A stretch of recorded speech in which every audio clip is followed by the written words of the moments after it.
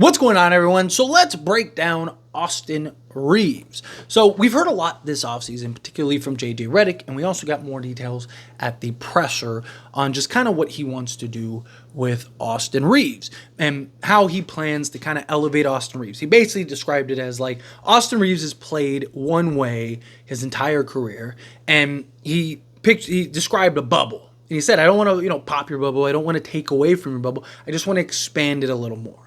Right? Wants to put Austin Reaves in position to have more success. They want to run this kind of 5-out motion offense with the guy like Austin Reaves who can kind of be crafty, especially if he's in isolation, right? Going one-on-one. He really can maximize that. If he can develop his shooting better, all those things could really go a long way, kind of expanding and building out him as a player. The first season, his sort of emergence, I'm not talking about his first actual season. I'm talking about the season that he had his emergence toward the end of the season, right? One, there was no tape on him. Two, he was just kind of playing, right? Like, one of the issues Austin Reaves had last season was his lack of aggression. Like, I see a lot of people look at just the stat line and go, Austin Reaves was, like, look at last year, this year. Like, but no, it's the style of play. It was the way he played. He was much more aggressive the previous year. Now, there's talk, and even Austin Reaves kind of confirmed that, like, hey, it was just tired legs. Fine. I'm willing to give you the benefit of the doubt.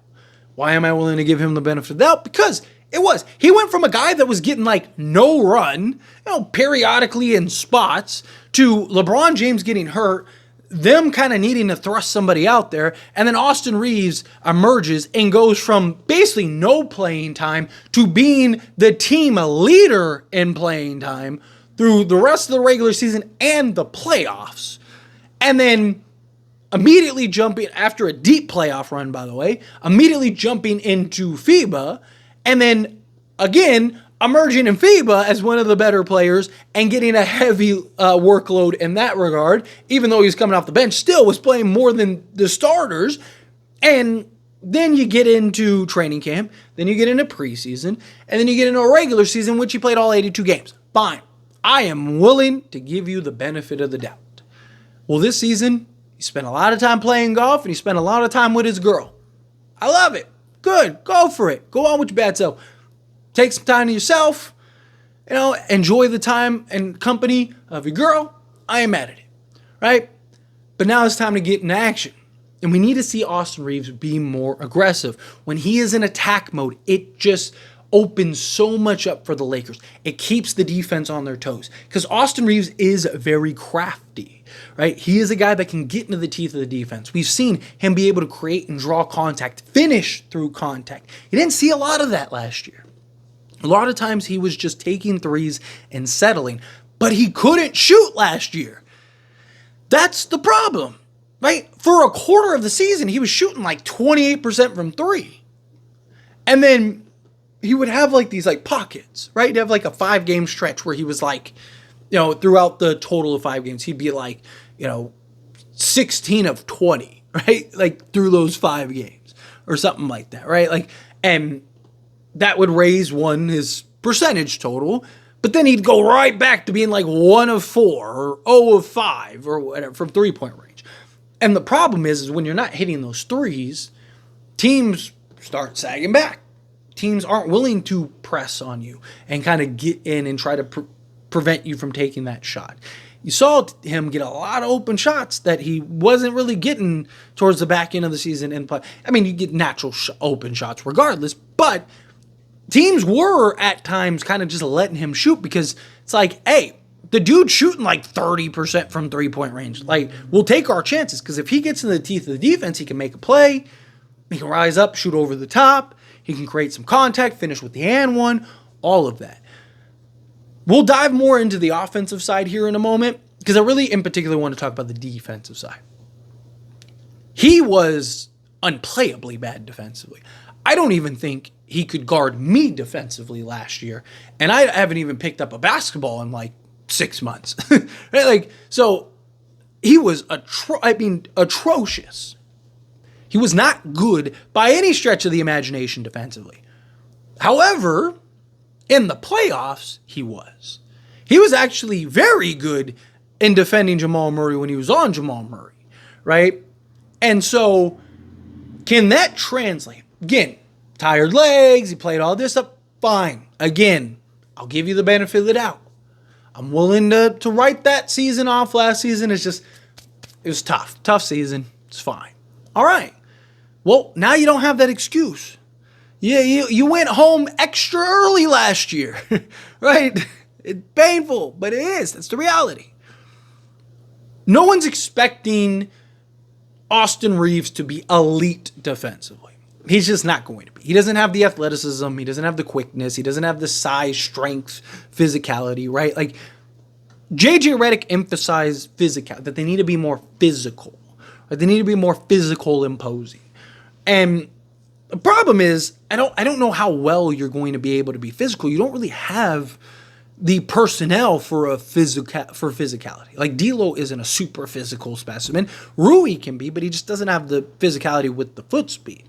Austin Reaves just doesn't have the size, right? Like, height-wise, as a 2, he's good, but, muscular structure, put on a little weight, put on a little pounds, right? Put on a little muscle.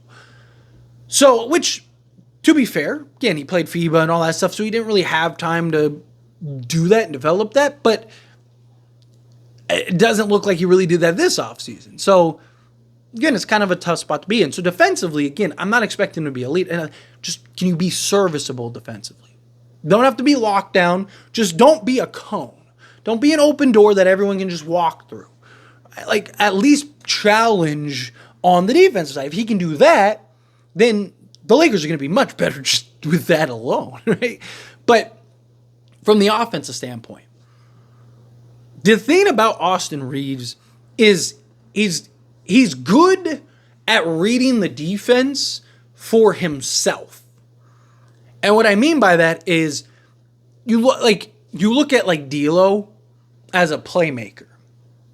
He's good at reading the defense by being a playmaker for others and kind of taking what the defense gives him. Austin Reaves is really good at, when he's in attack mode and he's being aggressive, adjusting on the fly. And you see it all the time, right? He kind of does his little shake, kind of gets into the middle, the defender comes over, he kind of does that little behind the back thing, comes over here, oh, the guy was able to recover, kind of slides back this way, kind of gets him on the hip, will kind of lean into him on the hip, and then elevate. You see him kind of adjust and navigate and kind of finagle his way into the teeth of the defense. It's valuable, right? Having a guy that can shot create for himself, a guy that can at times shoot over the top, a guy that can, but we need him to be aggressive. That's why I've made the argument of him being the sixth man, because he can just be aggressive. Also, in his defense, for whatever reason, Darvin Ham continuously made him the primary playmaker in the second unit, which Austin Reaves was unable to do. He just wasn't. Again, he's not a playmaker. He can make a play, but he's not a playmaker. There's a lot of guys in the NBA that can go get you 5 assists, and no one thinks that they're playmakers, right? Austin Reaves can run the pick and roll. He can run the basics. Right? He can be the swing man. He can find the occasional cutter. But he misses. He doesn't see the floor the way that you need him to see the floor as a playmaker. He's not seeing things being created and develop in real time. That's why he misses a lot of things at times when he has the ball in his hands. You have guys crisscross all this action. Cutter comes up, he flashes, and Austin Reaves is too busy doing this, right? Like, so as a playmaker, he doesn't have it. As like your secondary playmaker, sure. But that's why, like, whether he starts or whether he comes off the bench, you always need to have a LeBron or a D'Lo on the court with Reaves. Because with those two, obviously there's concerns offensively, but if you have, defensively, if you have those two as like your primary playmaker, then you can kind of just give Austin Reaves the ball, and he doesn't have to worry about trying to balance it. You saw it last year, and it was terrible. Lakers' second units could not score the basketball to save their life. They were terrible, right? because Austin Reaves didn't know how to balance the two. But if he's kind of in a position, or Gabe Vincent kind of be the initiator, right? So you can have Gabe Vincent, basically just sold, because he's not a great playmaker either. But as the offense that JJ wants to run is that like motion offense where there's just constant movement.